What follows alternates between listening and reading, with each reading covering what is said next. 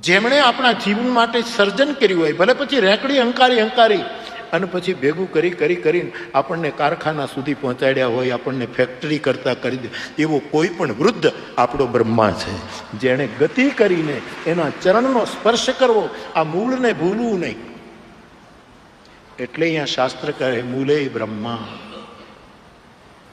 વૃદ્ધના ચરણની વંદના એ બ્રહ્માની વંદના છે. એ મહાપુરુષે પોતાની, કોઈ પણ વૃદ્ધે ખૂબ મહેનત કરીને આપણા બધાનું પાલન પોષણ કર્યું, આપણને ભણાવ્યા, બધાને બે ડાળીએ કર્યા. કોણે કર્યા? આવું જ્યારે આપણા માવતર વિશે આપણે વિચારીએ ત્યારે એવા વૃદ્ધો આપણા વિષ્ણુ છે, આપણા પાલક છે. અને આપણી કુટેવોમાંથી, આપણા ખરાબ વ્યસનોમાંથી